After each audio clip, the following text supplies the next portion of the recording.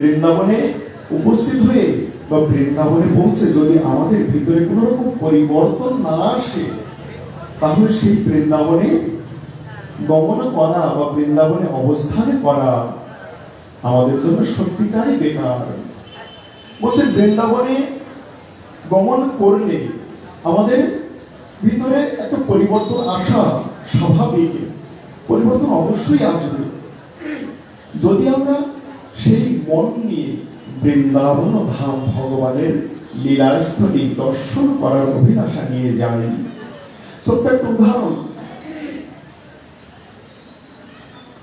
একজন মোটামুটি মনে করুন ভালো একটা চাকরি করেন বা সেই ধরনের তার বেশভূষা, বৃন্দাবনে গমন করলেন। এটা উদাহরণ বলতে কি সাক্ষাৎ মাতৃ মানে আমার সঙ্গেই ঘটেছে এমনই একটা ঘটনা। এই কথা বলছি যে প্রথম দিককালে যখন বৃন্দাবনে গিয়েছিলাম, তখন আমার সঙ্গে একজন ব্যক্তি ওই বাংলা থেকে বৃন্দাবনে তিনি গমন করেছিলেন, আমার সঙ্গে চলে গিয়েছিলেন। কি যে না, সে তেমনি ভাবে শার্ট কোট আদি পরিধান করে সেই যেন অফিসারের মতো তার বেশভূষা, সেই রকম জুতা পরা, মানে কোট টাই প্যান্ট এমনি ভাবে পরে বৃন্দাবনে গেছে। খুব ভালো কথা। আচ্ছা মহারাজ, বৃন্দাবনে আসলে কি করতে হয় জিজ্ঞাসা করছেন। বৃন্দাবনে উপস্থিত হয়েছে, বৃন্দাবনে আসলে কি করতে হয়? সর্বপ্রথম বৃন্দাবনে গেলে তাকে কি বলা হলো, কি আর করবেন, প্রথম অবস্থায় আপনি একটু পরিক্রমা করুন, এক স্থানে বসে না থেকে একটু পরিক্রমা করুন। আচ্ছা, আমাদের খালি পায়ে হাঁটার অভ্যাস নাই, জুতা পরে কি পরিক্রমা করা যায়? যায় তো না। জুতা পরে কি পরিক্রমা করতে আছে? নাই। কিন্তু অভ্যাস যখন নাই, অসমর্থ, তো অসমর্থ ব্যক্তির পক্ষে অনেক রকমের বিধান দেওয়া আছে। তাই বলা হলো ঠিক আছে, সে আপনি যেমন অসমর্থ, খালি পায়ে চলা অভ্যাস নাই, পারছেন না, পারবেন না, তো ঠিক আছে ওই জুতা পরেই পরিক্রমা করুন। কি করলেন? গোরাধামে অবস্থান করা হয়েছিল, সেখান থেকে ওই রাধাকুণ্ড শ্যামকুণ্ড পরিক্রমা করছেন, ওই জুতা পরেই করছেন। কিন্তু জুতা পরে শুট বুট টাই আদি এই সকল সমস্ত সবকিছু পরিধান করা পরিক্রমা করছেন। কয়বার পরিক্রমা করতে হয়? কমসে কম 4 বার। ভগবানের মন্দির, ভগবত মন্দির 4 বার পরিক্রমা করতে হয়। 4 বার পরিক্রমা করে ফিরে এসেছে। কামরায় ফিরে এসে বলছে, পরিক্রমা তো করলাম কিন্তু মনের থেকে শান্তি পেলাম না। বলছি, কেন শান্তি পেলেন না? বলছে, পরিক্রমা রাস্তায় কাউকে জুতা পরা দেখতে পেলাম না, একমাত্র আমি জুতা পরে পরিক্রমা করলাম, তাই মনের থেকে ভালো লাগলো না। কিন্তু জুতাটা কোথায় বা রাখবো? ওখানে আমার বানরের খুব উৎপাত। বৃন্দাবনে আমরা যারা গেছি তারা তো জানি, বানর সর্বপ্রথম ওই যে চারচকওয়ালা যারা আছে যে না, ওই তাদের প্রতি কৃপাটি আগে করেন। এমন ভাবে কৃপা করবেন, আপনার ওই স্কন্ধে মানে ঘাড়ে বসে আপনাকে কৃপা করে চলে যাবেন, আপনি নিজেও বুঝতে পারবেন না। অর্থাৎ চশমা যদি কারোর চোখে থাকে, ওই চশমা খালি আগে নিয়ে কিভাবে যে যাবেন, আপনার বাপেরও সাধ্য নয়, বুঝতে পারবেন। বলছেন যে ঠিক আছে, মানে যত কষ্টই হোক না কেন সকালবেলা পরিক্রমা করবেন।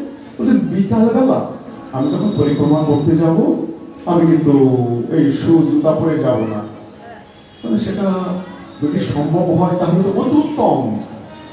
মনে মনে চিন্তা যে না, হে রাধারানী, তাকে একটু কৃপা যেন হয়, বৃন্দাবনে এসে যেন খালি হাতে বা সেই যে পাথেয় কিছু সম্বল না নিয়ে যেন ফিরে না যায়। কিছু সম্বল, এই যে সাধুগুরু বৈষ্ণবের কৃপা তথা রাধারানীর কৃপা, সর্বোপরি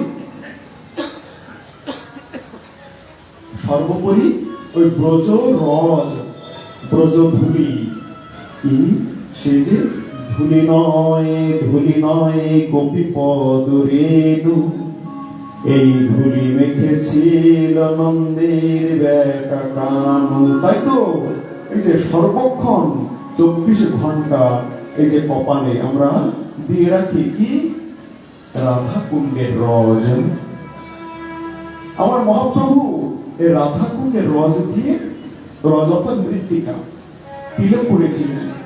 হ্যাঁ, তার পূর্বে ছিল না এমন নয়, এই গোপী চন্দন দিয়ে তিলক ছিল। এই নিয়ে অনেক স্থানে অনেক জায়গায় কিছু বিতর্কের সম্মুখীন হতে হয় যে আমরা এই গোপী চন্দন দিয়ে তিলক করব নাকি রাধা কুণ্ডের রজ দিয়ে তিলক করব। দেখুন, অনেক বিতর্ক, অনেকে বলেন যে না, বিভিন্ন রকম কথা সেখানে প্রচলিত আছে যে যারা শুদ্ধ প্রসাদ ভোজী নন তারা নাকি রাধা কুণ্ডের রজ দিয়ে তিলক করতে পারেন না, এরকম কথা প্রচলিত আছে। আমি নিজেও অনেকখানে এই সমস্যার সম্মুখীন হয়েছি যে যারা নিরামিষ ভোজন করেন না তারা কি করে এই রজ দিয়ে তিলক করে। কথা হচ্ছে এটাই, বা যারা নিরামিষ ভোজন করেন না তারা কি করে এই তুলসীর কণ্ঠী গলায় পরিধান করে। এরকম অনেক প্রশ্ন আমাদের মাঝে থেকে থাকে। তো দেখুন, তিলক তো উভয়ই, গোপী চন্দন দিয়েও তিলক, রাধা কুণ্ডের রজ দিয়েও তিলক। তো আমাদের মহাজনগণ তারা কি জানিয়ে গেছেন যে না, আমরা সহজে যাতে অতি দুর্লভ বস্তু সর্বোত্তম পন্থা বা সর্বোত্তম উপায় আমরা লাভ করতে পারি, এমন উপায় বা এমন পন্থা বা এমন বিধান তারা দিয়ে গেছেন। গোস্বামীগণ পূর্বে তারা এই বা আমাদের আচার্যগণ বা সকলেই এই গোপীচন্দন দিয়ে তিলক করতেন। এই গোপীচন্দন হচ্ছে আপনার গুজরাট প্রদেশে সে দ্বারকা নগরী, সেখানে ভগবান যখন সে প্রভাসে যজ্ঞ করেছিলেন, অন্তলীলায় যজ্ঞ করার পরে তো তিনি অপ্রকট হন। তো যজ্ঞে প্রভাসের যজ্ঞে এই ব্রজবাসী ব্রজ গোপীগণ সেখানে অনেকে উপস্থিত হয়েছিলেন, সবাই কথা বলা যাবে না, উপস্থিত হয়েছিলেন। তারপরে যজ্ঞ সমাপন হওয়ার পরে যখন গোবিন্দ সমস্ত ব্রজ গোপীগণকে আবার ব্রজধামে তিনি প্রত্যাবর্তন অর্থাৎ ফিরে যাওয়ার কথা বললেন, কিছু দূর ফিরে এসে তারা চিন্তা করলেন যে না, এই যে গোবিন্দ যদি আমাদেরকে ত্যাগ করে বা ত্যাগ করেই থাকবে, তাহলে সেই জীবন লাভ করে, সেই জীবন ধারণ করে আমাদের আর কি লাভ।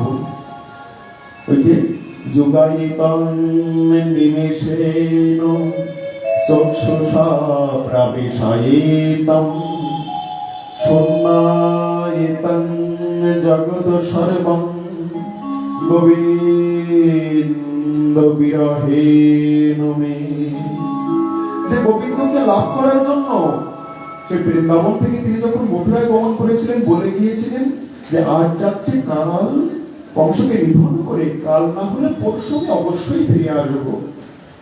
তারপরে তো সেই যে মথুরা লীলা, সেখান থেকে দ্বারকা লীলা, দ্বারকায় যজ্ঞের সময় ভগবান আমার নিমন্ত্রণ পাঠিয়েছিলেন।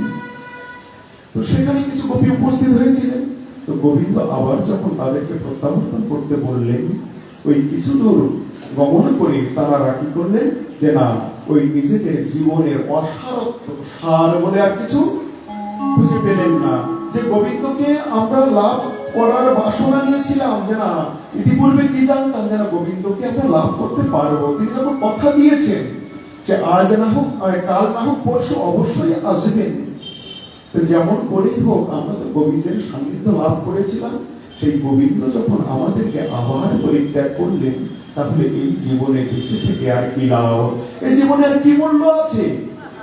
তাই একটি সরোবরে সেই যে সমস্ত গোপিকাগণ তারা ওই সরোবরে প্রাণ ত্যাগ করেছিলেন, সরোবরের জলে ঝাঁপ দিয়ে প্রাণ ত্যাগ করেছিলেন। সেই সরোবরটি হচ্ছে গোপী তালাব। আমরা সরোবর বলে থাকি, হিন্দি ভাষায় বলে তালাব।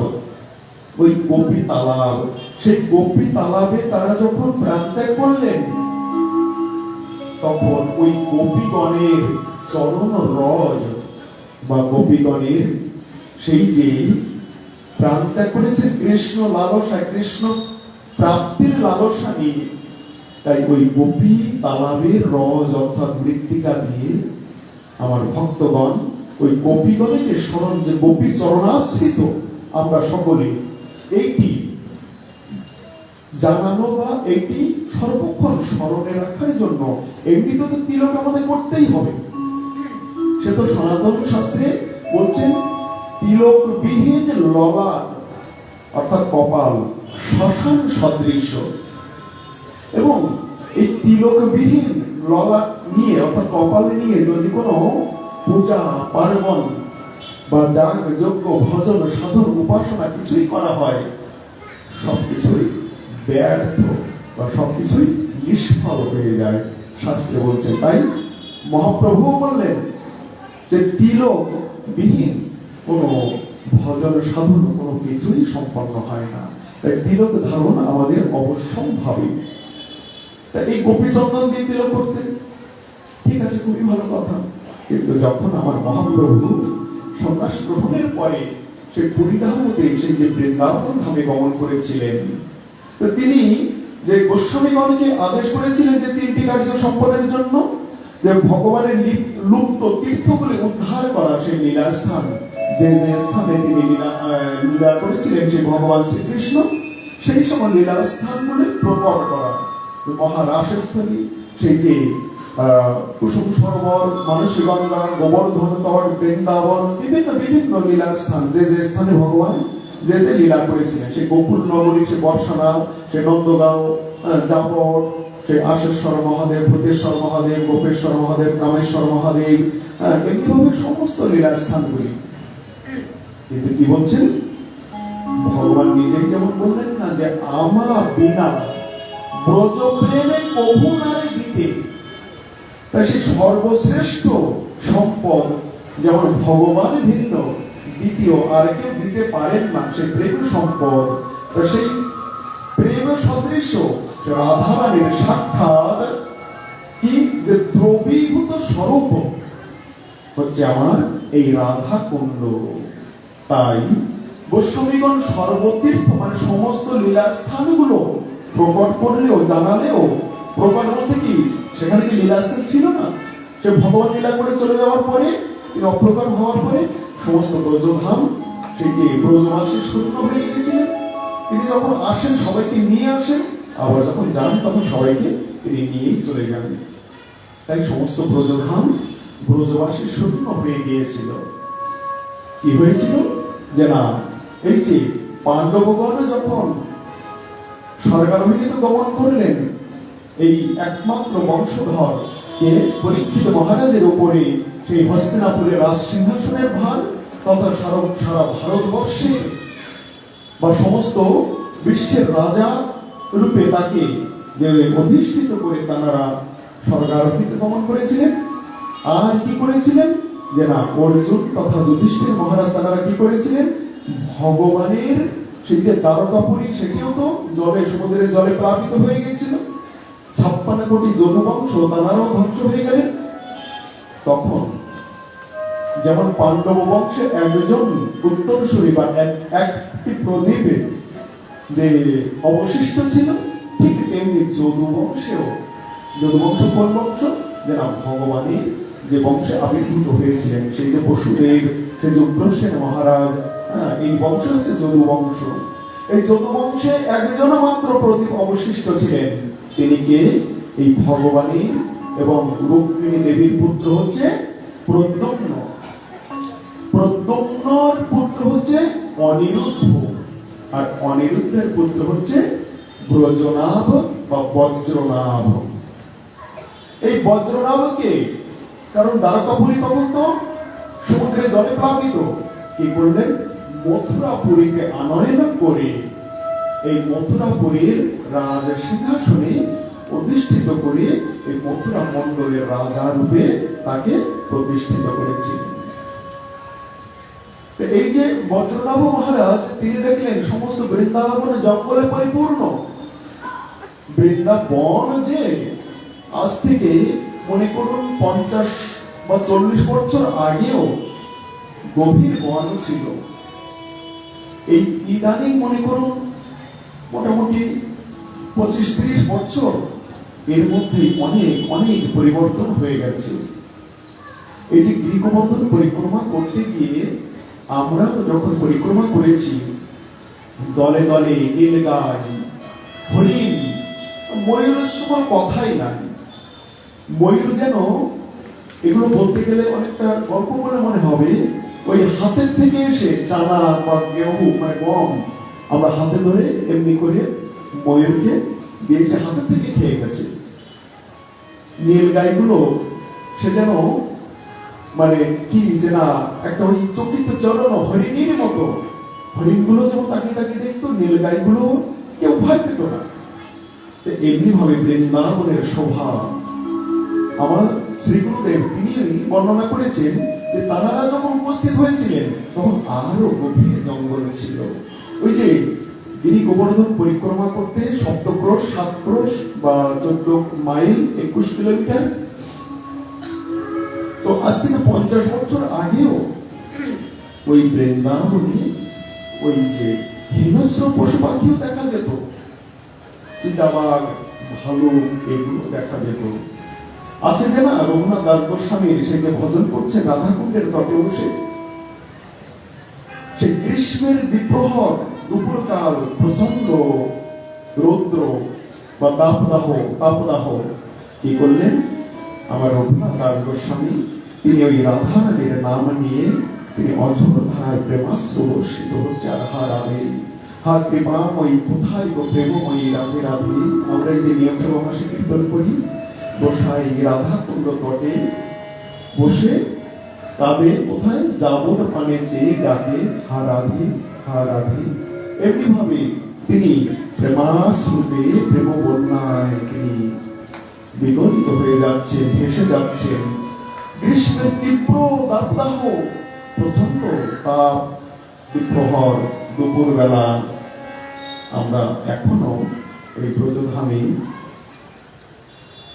ধীরে ধীরে গরমটা ওখানে যেন কম হয়েছে এবং বঙ্গদেশের এদিকে যেন একটু বেশি হয়েছে, যেটা আমরা শুনতে পাই। কারণ সেই লু চলে, অর্থাৎ 10টা 11টার পরে আর বাইরে বেরোনো যায় না, এমনই বিশেষ রৌদ্র। তাই রঘুনাথ দাস গোস্বামী ভজন করছেন ওই রাধা কুণ্ডের তটে বসে।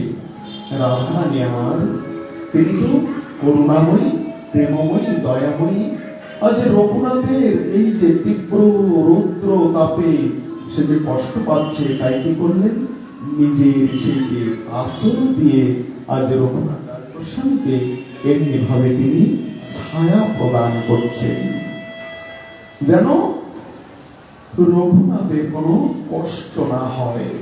রাধারানী তিনি তো দয়াময়ী, যে না সর্বস্ব ত্যাগ করে তারা যে এই ব্রজধামে এসেছে, এই ব্রজেশ্বরী তো তিনি। তো রাজা যদি রাজ্যের প্রজা বা রাজ্যের উপস্থিত তাদের খেয়াল না রাখেন, তাহলে প্রজা কি সেখানে অবস্থান করতে পারে, থাকতে পারে? তাই রাধারানী আমার ওই নিজের আচরণ দিয়ে তিনি ওই রঘুনাথ দাস গোস্বামীকে রক্ষা করে চলেছেন।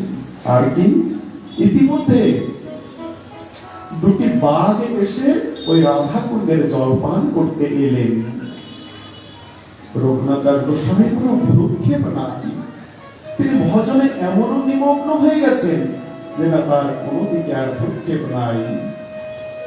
ওই বাঘ 2টি যাতে আমার রঘুনাথ দাস গোস্বামীর কোন রকম অনিষ্ট বা ক্ষতি না করে। গোবিন্দ আর ওই মুরলীখানা কি যে না কোমরে তিনি ভালো মতো করে আষ্টে পৃষ্ঠে সেই যে কোমরের যে পিতাম্বর দিয়ে তিনি বেঁধে নিয়ে তিনি যেন লকটি অর্থাৎ লাঠি, গোচারণের যে লাঠি আছে না, ওই লকটিতে এমনি করে ভর দিয়ে যে না যদি ওই বাঘ 2টি আমার রঘুনাথের দিকে এগিয়ে আসে, মুহূর্তের মধ্যে তাদেরকে আমি শেষ করে দেব। কারণ আমার ভক্ত তাকে কেউ অনিষ্ট করবে, তাহলে ভক্ত বাঞ্ছা কল্পতরু আমার নামের যে কলঙ্ক হবে।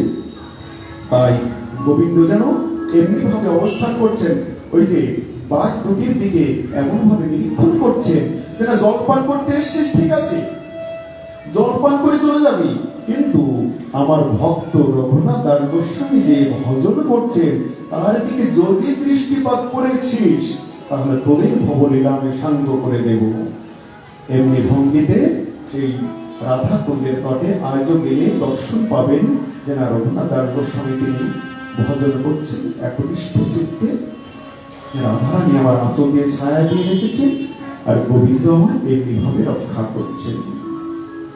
পরিক্রমা করতে করতে গিরি গোবর্ধন পরিক্রমা করতে করতে উপস্থিত হলেন কে? যে না সর্বস্বামীর অন্যতম আমার সনাতন গোস্বামীপাদ।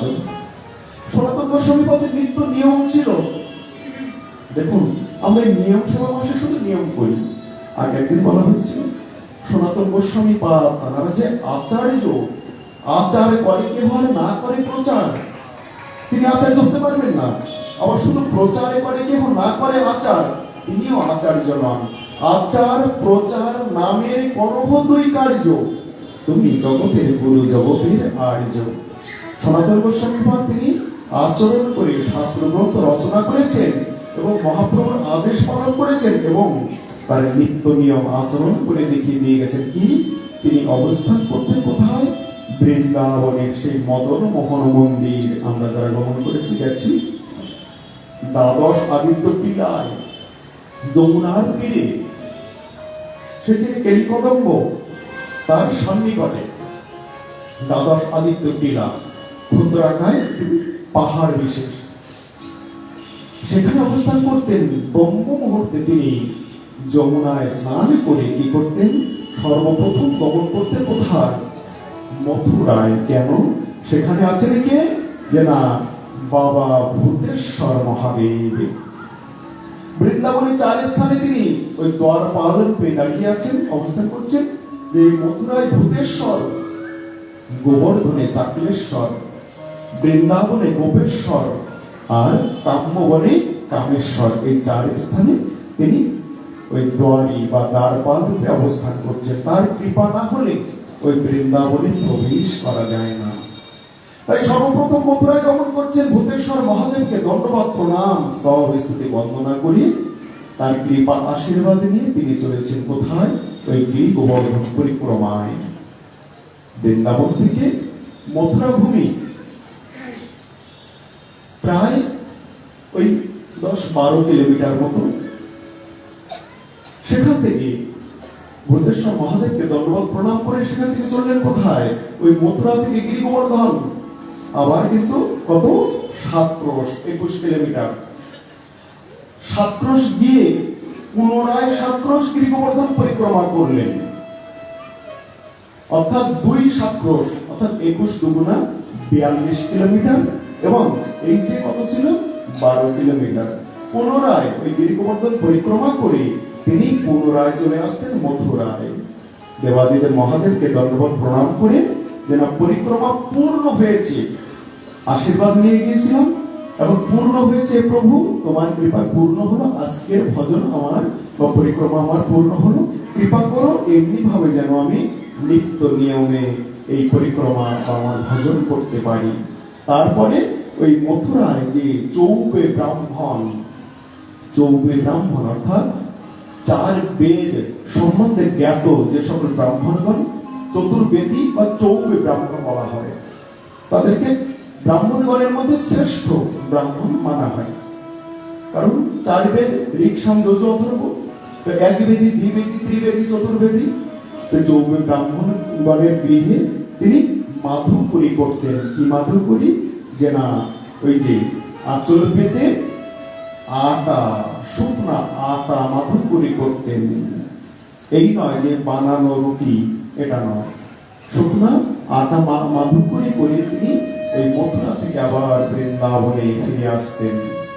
যমুনার জলে স্নান করে ওই যমুনার জল দিয়ে ওই শুকনো আটা গুলে তিনি কি করতেন? ওই 2 হাত দিয়ে, রুটি তো ভালো মতো বানানো যায় না, ওই মোটামুটি গোলাকার এই ধরনের একটা পাউরুটিও দেখা যায়, তো ওই রকম যাকে বলা হয় আঙ্গা, এই তৈরি করে আজ ওই মদন মোহনকে তুলসী দিয়ে ভোগ নিবেদন করে, শ্রী গোবিন্দায় নম ভোগ নিবেদন করে তিনি ওই প্রসাদ দিবস অন্তে সারাদিন পরে ওই প্রসাদ তিনি গ্রহণ করতেন।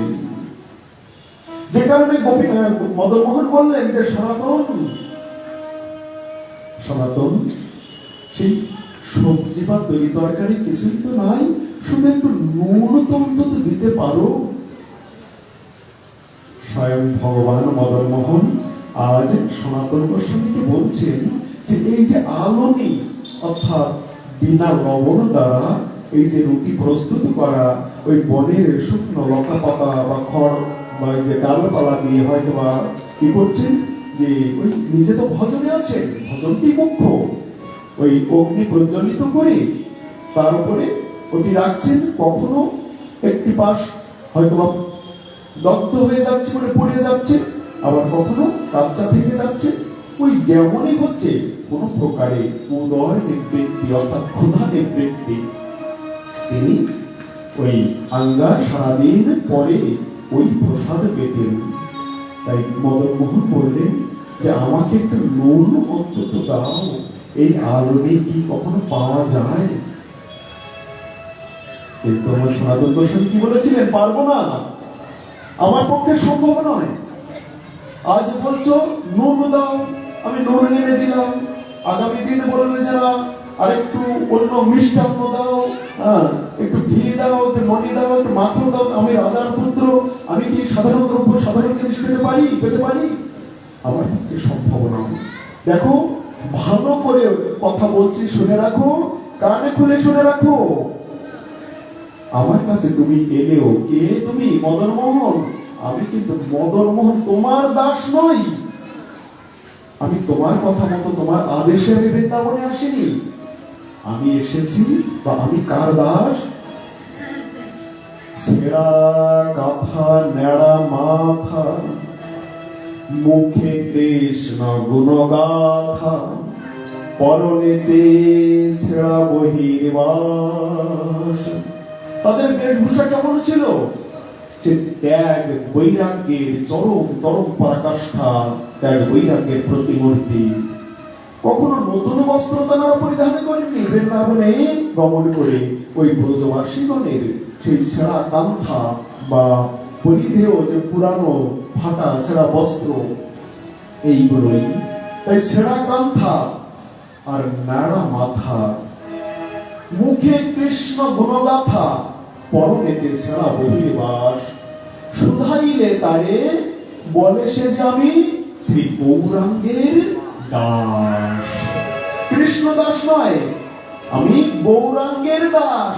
প্রেম চেবনে ভক্ত বৎসল ভগবান কি, শ্রী বৃন্দাবন কি, শ্রী গৌর হরি ভগবান কি, জয় জয় শ্রী রাধে।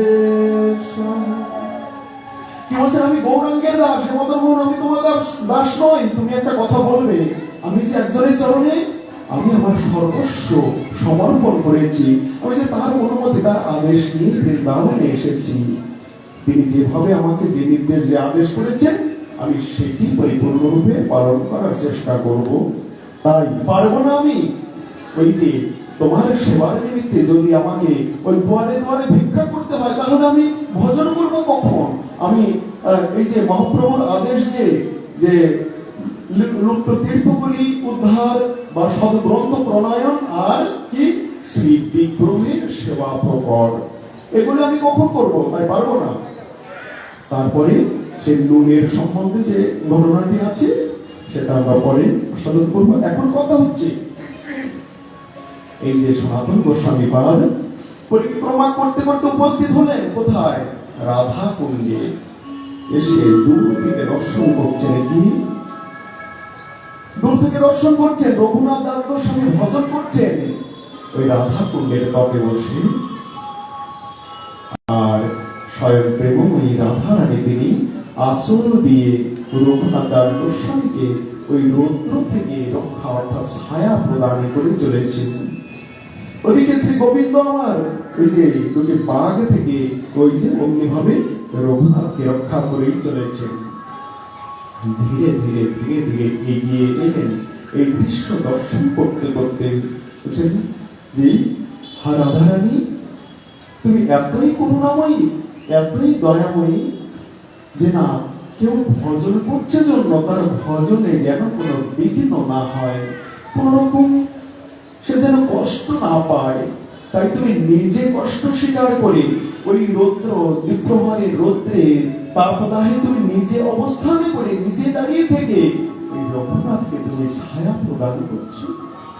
ভক্তের প্রতি তোমার এতই করুণা, এতই কৃপা। তাই সনাতন গোস্বামী পাদ আমার রঘুনাথ দাস গোস্বামীকে বললেন, রঘুনাথ, আমরা বৃন্দাবনে কেন এসেছি? কেন এসেছি বলো? বৃন্দাবনে আমরা এসেছি ওই রাধা মাধবের যুগল চরণ বা রাধা মাধবের সেবা করার জন্য। সেবা অর্থাৎ সুখ বিধান, তাদের সুখ প্রদানের জন্য। কিন্তু তাদের সুখ প্রদান করতে গিয়ে বিপরীতে তাহারাই যদি আমাদের সেবায় নিয়োজিত হয়, তাহলে রঘুনাথ আমাদের ব্রজে আশা কি সার্থক হবে? তাই রঘুনাথ, এই যে আমি দৃশ্য দর্শন করলাম, এমনি ভাবে রাধা মাধবকে যে আমাদের সেবা করবেন তারা, এটি তো কখনো ভক্ত আশা করতে পারেন না। তাই কি বললেন রঘুনাথ, শোনো, ইতিপূর্বে তারা কখনো কুটিয়া নির্মাণ করেননি, এক এক বৃক্ষ তলে এক এক রাত্রিবাস। বললেন রঘুনাথ, তুমি পর্ণ কুটির রচনা করো। এই ব্রজবাসীগণের সহায়তায় ওই যে তৃণগুল্মলতা দিয়ে রোদ বৃষ্টি বা এই যে গ্রীষ্মের তাপ রৌদ্র থেকে রক্ষা পাওয়ার জন্য তুমি কুটিয়া নির্মাণ করে তুমি ভজন করো। কারণ এই যে রাধারানী তোমার জন্য যে কষ্ট স্বীকার করছেন, এটি তো সাধকের কর্তব্য হতে পারে না। তখন থেকেই এই কুটিয়া রচনা হলো। তো এই হচ্ছে রাধা কুণ্ড বা রাধা কুণ্ডকে যারাই আশ্রয় করেন, সাক্ষাৎ রাধারানী যেন ওই রাধা কুণ্ডে তিনি ওই কি যারা জৈছন বাহারি পরিচ্ছন্ন পেয়ারি, তিনি যেন ওই পারি বিন্দু রূপে শরীর বা দ্রবীভূত রূপে সেখানে অবস্থান করছেন। কোন ভক্তের কোনোভাবে যেন কষ্ট না পান, সেদিকে তিনি সর্বক্ষণ যেন তিনি নজর রেখে চলেছেন। এই যে রাধাকুণ্ড সম্পূর্ণ কি যে না প্রেমের দ্রবীভূত বা প্রেমের প্লাবিত স্বরূপ রূপে সেখানে অবস্থান করছেন। যে একবার রাধা কুণ্ডে যেবা করে স্নান, রাধা সম প্রেম কৃষ্ণ তারে করে দান। ওই আমার হচ্ছে কই একজন বাবাজি, তিনি ওই কি করলেন, ওই মুখে মুখে উচ্চারণ করছেন যে একবার রাধা কুণ্ডে যেবা করে স্নান, রাধা সম প্রেম কৃষ্ণ তারে করে দান। একটি ডুব দিলেন। এমনি ভাবে একবার রাধা কুণ্ডে যেবা করে স্নান, রাধা সম প্রেম কৃষ্ণ তারে করে দান, আরেকবার ডুব দিলেন। এমনি ভাবে বারবার বলছেন আর বারবার ডুব দিচ্ছেন, বারবার বলছেন আর বারবার ডুব দিচ্ছেন। কোনো গোনা কথা নেই, ডুব দিয়েই চলেছেন। বারবার বলছেন কই আমার হলো কই, আমার হচ্ছে কই। এই ডুব দিতে দিতে কখনো কোন সময় তিনি ওই গিরি গোবর্ধন পরিক্রমা করে সারা বৃন্দাবন পরিক্রমা করে এলেন, তিনি নিজেই জানেন না। তিনি মনে করছেন আমি ওই রাধা কুণ্ডে ডুব দিচ্ছি, অথচ তিনি ওই পদব্রজের সমস্ত গিরি গোবর্ধন, সমস্ত 84 বৃন্দাবন ধাম তিনি পরিভ্রমণ করে ওই রাধা কুণ্ডে আবার ফিরে এলেন। কারণ কি, ওই প্রেম তো লাভ হয়েই গেছে, রাধারানী তো প্রেম প্রদান করেইছেন।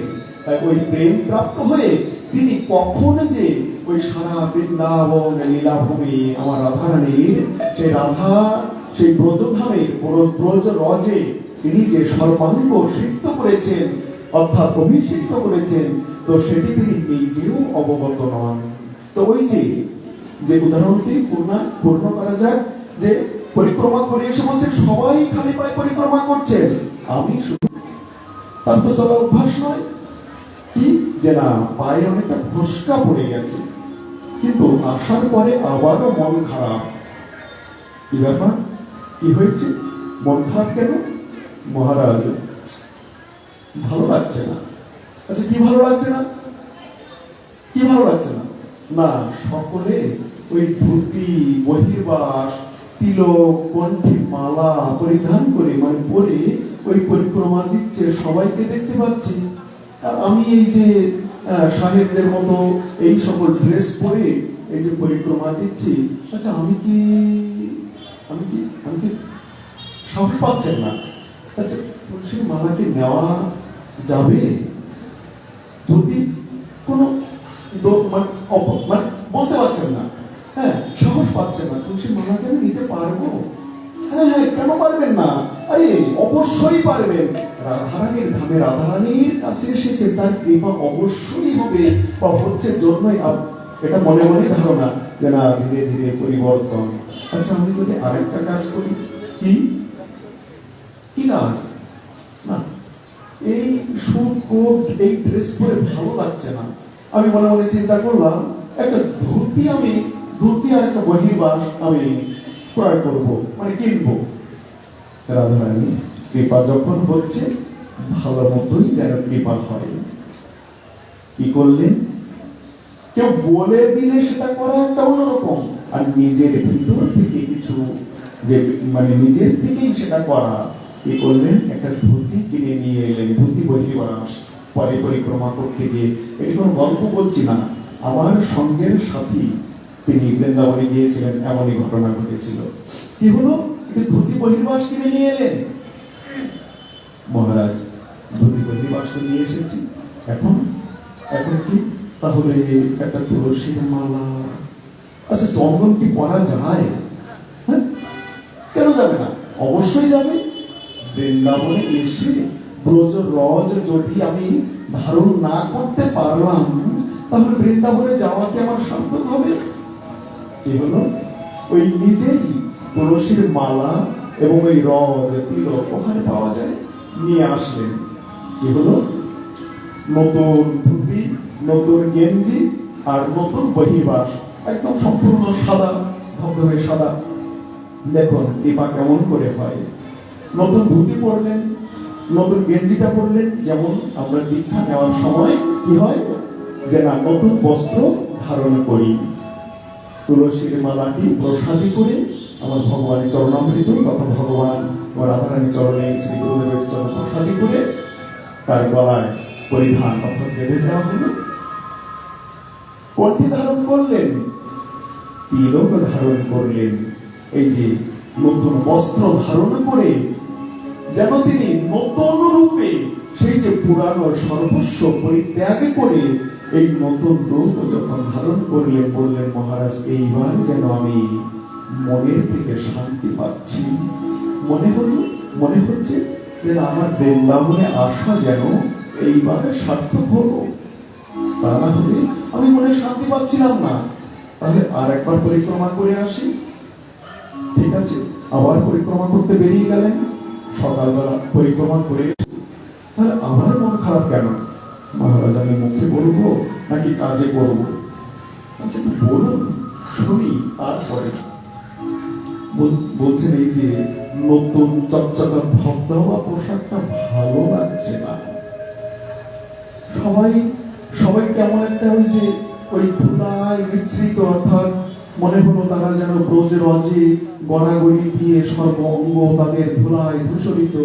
এই যে তাদের মাঝে আমি এই নতুন ধবধবা যে ধুতি বা এই যে বহির্বাস করে আমি যে ঘুরে আসছি, নিজেকে যেন তাদের থেকে আলাদা মনে হচ্ছে। আমি যখন এরপরে পরিক্রমায় যাব, কি করব? অবশ্যই করবে কি যে না, ওই যে রাধা কুণ্ডের পরিক্রমা রাস্তার ওই ধুলায় গড়াগড়ি দিয়ে ওই ব্রজরজ সর্ব অঙ্গে লিখে রাধে রাধে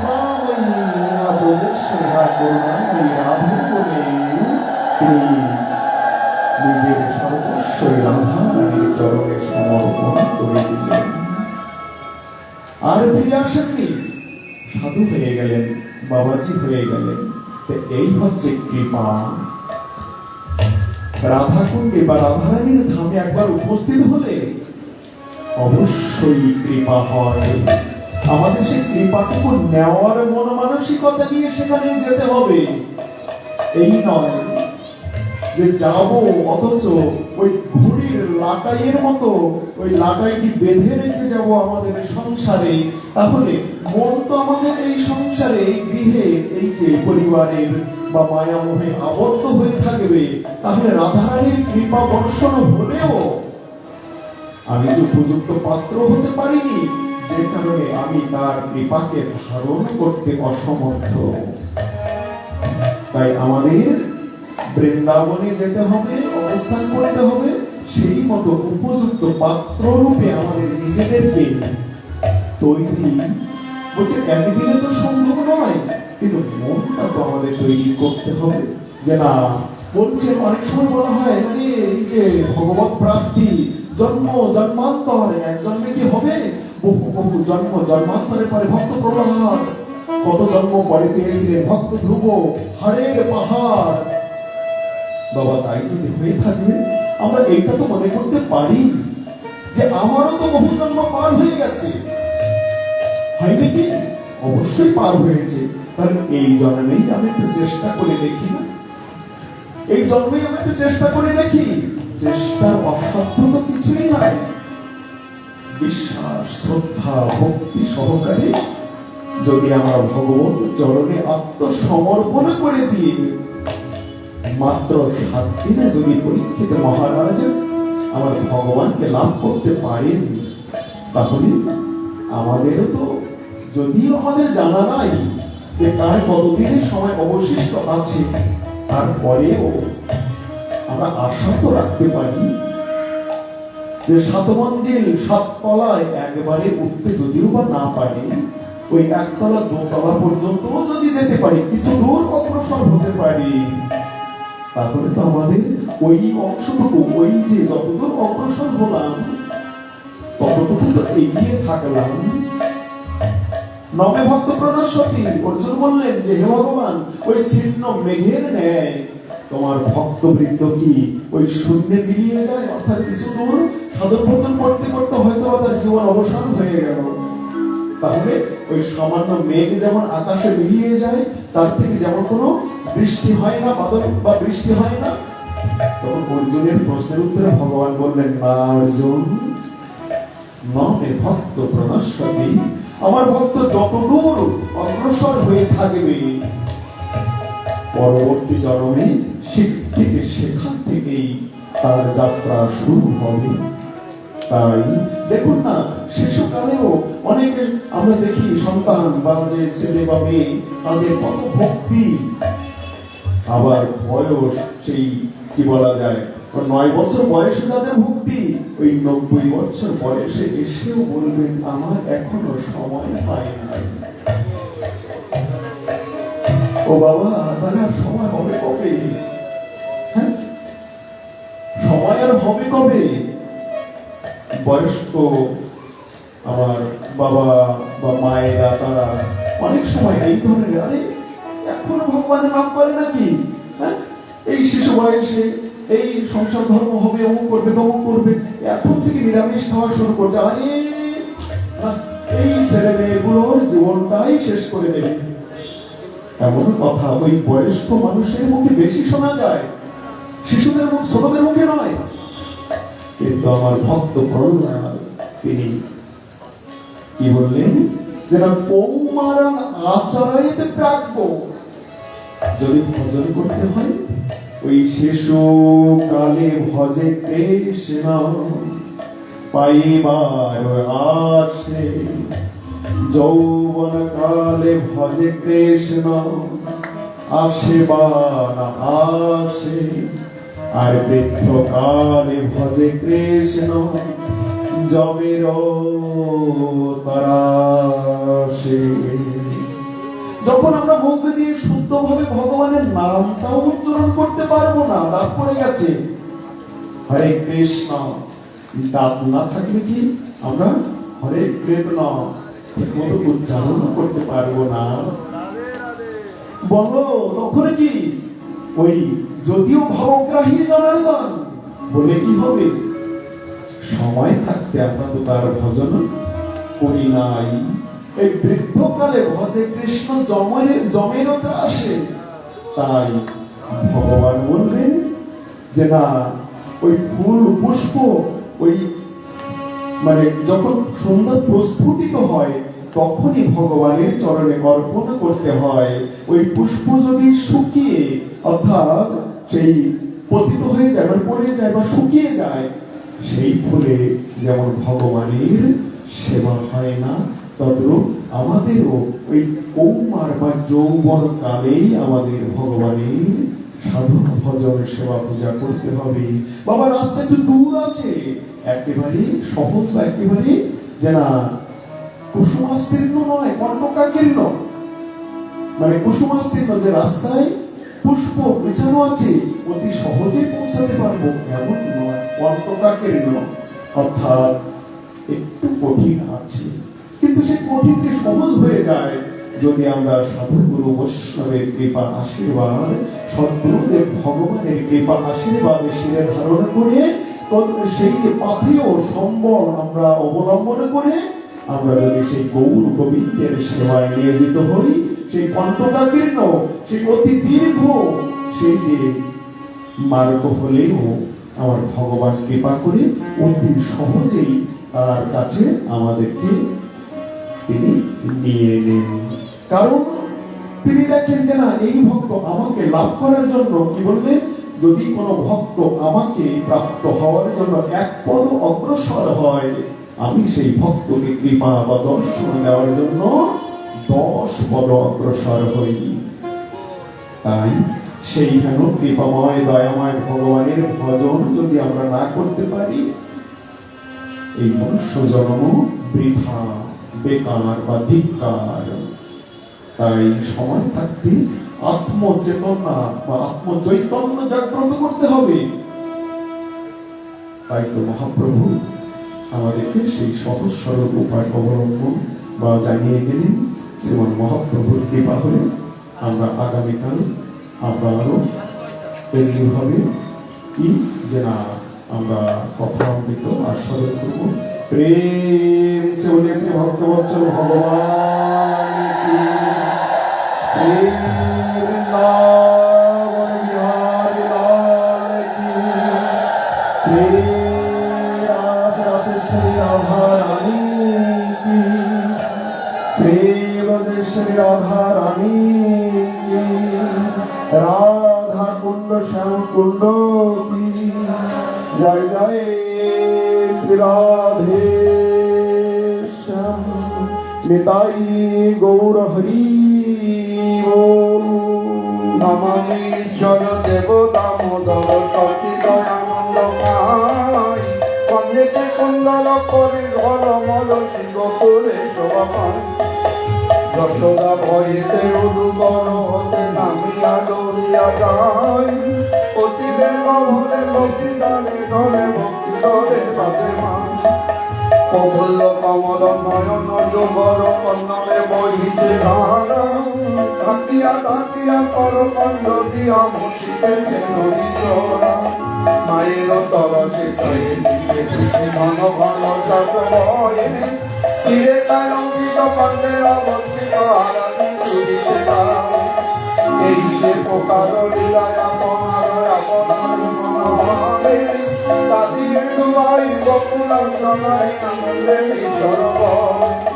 তার তত্ত্ব জানে সেই পবনে তাদিকে প্রকাশে দিনি, আমি ভক্ত দিন তাহারে প্রেমত ভগবান তুমি বরেশ্বর তুমি ধবল হইতে মনিতে পারো, প্রভু তব ভাই কিছু নাই যায় মমতা বলিব। এই করোনা তো বিনয় বিরত উপবার তুমি, আমার হৃদয়ে আমি গোপনে অনবরে লাগবাই।